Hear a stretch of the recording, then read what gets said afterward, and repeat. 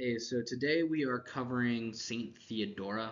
Uh, she's someone who I think should be added to this class because, she's just quite the impressive individual, and I'm Andrew de Borgia, and I guess we're going straight into it.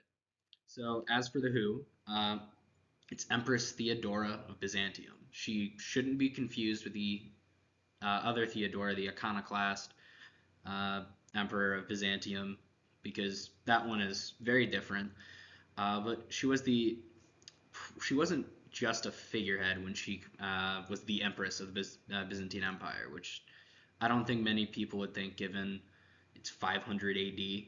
And most people don't think of matriarchs when they think of past Europe or fringe European empires. But she wasn't just a figurehead. She commanded so much power. It was actually kind of astonishing. Uh, and sometimes she even managed to outpace her husband, the Justinian, who was also in his own right a great leader. They were kind of a political power couple uh, at the time. But a very important part to understanding or even talking about Theodora is what she believed in terms of being Miaphysite. And we'll get deeper into that later on, probably in the next slide. But basically, it's a sect of Christianity. And honestly, all of this combined made her a very controversial figure in history.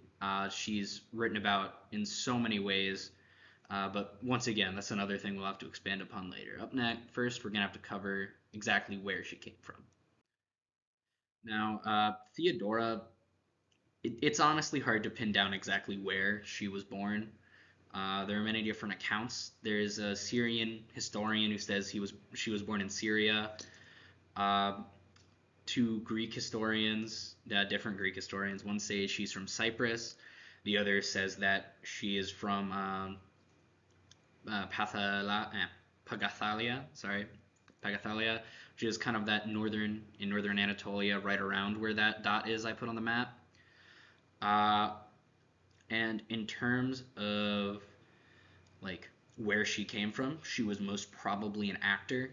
And back in those times, actors were prostitutes. So in terms of social class, she ranked relatively low, which is honestly a huge, huge thing when it comes to how she managed to become probably the most powerful woman on the Mediterranean. Uh, so she was said to have met Justinian sometime in the 520s.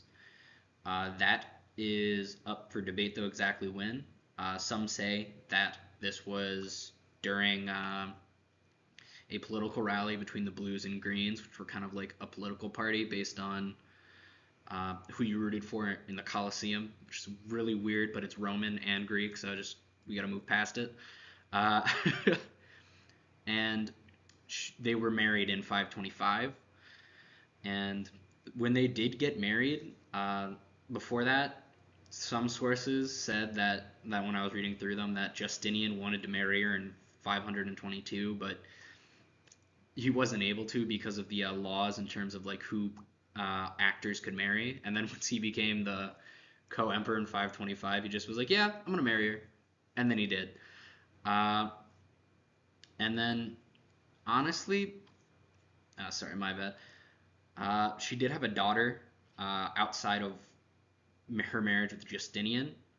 The only reason we believe that is because we know she had a daughter, and none of that daughter's children are listed as descendants of Justinian. But moving on.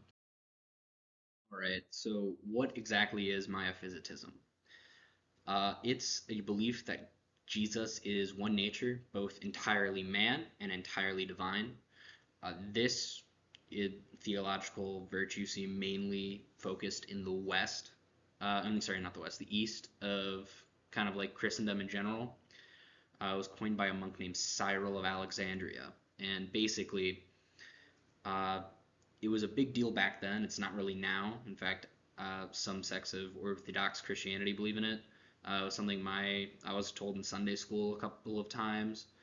But basically, back then it was a huge deal. You could get tortured, killed, exiled. It's really depended on who caught you, and that was mainly because of just difference in the severity that the prefects enforced the code of law around them, but they were mainly persecuted, sorry, by Justinian's predecessor, the Emperor Justin the First, uh, and they got a good break during the reign of Justin because he brought with him uh, Theodora, who would become their like kind of imperial patron and was the one who really kept them safe. And it wasn't really uncommon for Byzantine empresses to throw their weight behind a less common faction of Christianity. A great example of this is Helena during the Nicene Council, really tried to keep Arianism safe. And then that brings us to exactly her what kind of power did she wield. Uh, and honestly, it was the political kind mainly, and she had a lot of it. Uh, she used it more often than not to aid the Miaphysites. She sheltered them in churches on her property that she created or in many of the various palaces in Constantinople. Uh, and these were mainly displaced nuns from the days of Justin or the policies that Justinian championed, which were still pretty anti-Miaphysite, but Theodora in her own right used her influence to advance like Miaphysites into safe places like roles of leadership, put them in monastic communities where they wouldn't get harmed because they were under imperial protection, or she had a large Miaphysite community within Constantinople itself because it was closest to her, and it maintained her sphere of influence could keep anyone there safe, uh, and even elevate some to like big roles in ministry. There's even a story I saw. This account's a bit disputed, but that she had a pope replaced with a Miaphysite friendly one. This was because the previous pope had died, and she was like, "Hey, I need someone who isn't gonna be like, hey, let's kill the people who I like." So she sends someone over there, um, and then gets the other guy deposed on, I think it was a treason charge. But that's that just shows that she had a great knack for politics. And this is another thing when we talked about before when she managed to undercut Justinian at some points. A big one of those was the mission trip to Nubia. So Justinian, she told Justinian that she was sending a mission group. She didn't tell him that it was only Miaphysites going. And Justinian caught wind of this and sent his own sect of Christianity, Chalcedonians, uh, to counter missionize Nubia. And then Theodora threatened a duke that was supposed to be organizing the operation for Justinian, basically sabotaging it. And he was like, I don't want her to get mad at me. And this shows that the relationship between Justinian and Theodora was complex in itself too.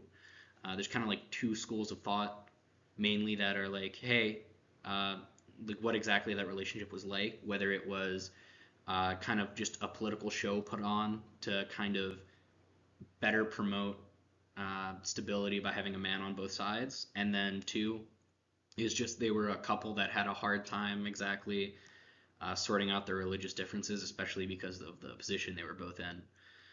But as far as in terms of like her being feared, as because she was feared, she was pretty universally feared, like by that duke. It's kind of complicated. All right, so the most detailed account we have from Theodore's lifetime is from Procopius, and he didn't like her, to say the least. In the Secret History, which is what he wrote every terrible thing about Theodora that you probably could, and Justinian. He didn't like Justinian either, but he basically wrote about them being monsters. But the validity of his testimony is questioned because he just was kind of very angry in the entire thing. He seemed disgruntled, and a lot of it seems to contradict other historical accounts.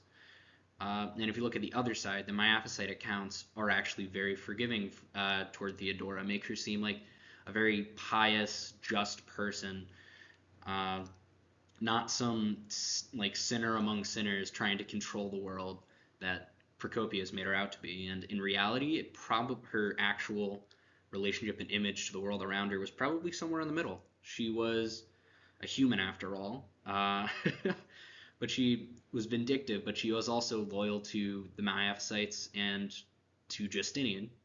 They were a pretty good power couple, I'm not gonna lie. But again, going back to the mean streak, from what I can tell, is she did have two people killed in very weird ways that kind of did point towards her having a bit of a mean streak. But who doesn't when you're the most influential person on an entire seaboard? But on to conclusions. So, on to exactly why I think Theodora should be covered. She was probably the most powerful woman on the entire Mediterranean in her lifetime, and probably we haven't seen one as powerful since. She controlled a lot of influence within the Byzantine Empire at its height. She turned the capital of an empire that was against Miaphysites into a Miaphysite safe haven. And she's also a saint in two religions we don't really talk about, at least not often in a lot of theology courses here, especially in Oriental Orthodox, where she has a lot of theological impact, and in terms of Miaphysitism. But she is like literally anything about her is a discussion question. Her history, her uh, like her relationship with Justinian, her exact motives for helping the Miaphysites, all of that is put together to make such an interesting character that I think can be covered to a great extent in this course. Especially one, we haven't really covered women who hold such great imperial power, at least not that I can remember. But thank you, and it was a great year.